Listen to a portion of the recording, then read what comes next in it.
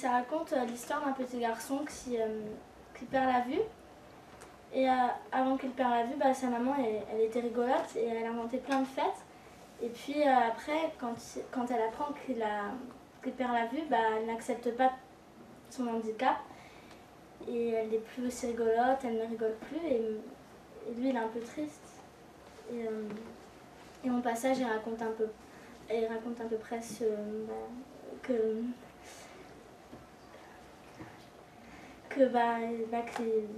quand il apprend qu'il a son handicap. En fait.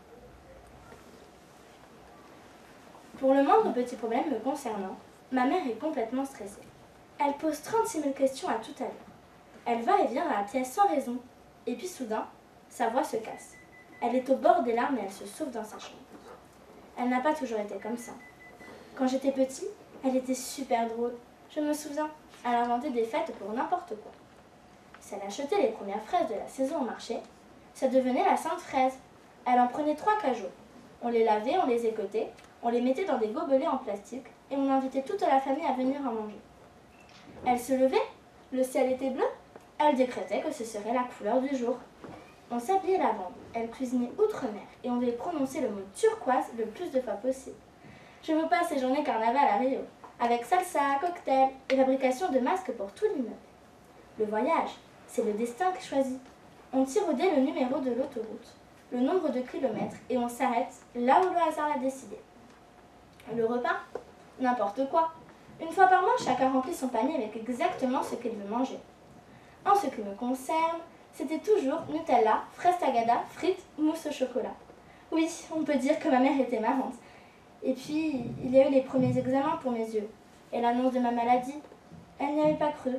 Alors on avait changé de médecin et on avait fait d'autres examens. Elle avait affirmé que c'était une erreur, qu'il était impossible que je perde la vue. Alors, elle avait exigé qu'on refasse encore d'autres examens. Papa avait obtenu un rendez-vous avec un grand patron dans le meilleur service d'ophtalmologie d'un hôpital parisien. On avait pris le train à Vallon. Je me souviens, maman s'était acheté des grandes lunettes rouges avec un gros nez et une fausse moustache dans un magasin de farce et attrape. À mon père qui lui demandait d'arrêter ses pitreries dans la salle d'attente, elle avait répondu en riant. C'est une question de politesse. Tous ces grands patrons sont des clowns. Je ne veux pas qu'elle se sente seule.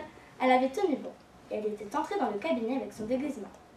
Le médecin lui avait souri et il avait sorti de sa poche un nez rouge en plastique. Il lui avait confié que pour examiner un enfant, il valait mieux être un clown qu'un docteur et qu'il ne se séparerait jamais de son accessoire. Alors, pour la première fois, maman avait écouté la parole d'un médecin et j'avais vu couler de vraies larmes à travers ses fausses lunettes. J'avais 8 ans et l'homme au nez rouge m'avait expliqué tranquillement qu'il n'y avait pas de traitement possible pour moi, que j'allais perdre la vue progressivement, mais que j'avais encore quelques années devant moi avant que ça n'arrive.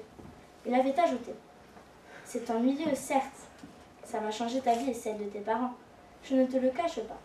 Mais moi qui ai consacré ma vie à tenter de guérir les yeux des autres, je sais une chose, on ne voit bien qu'avec le cœur. L'essentiel est invisible pour les yeux. »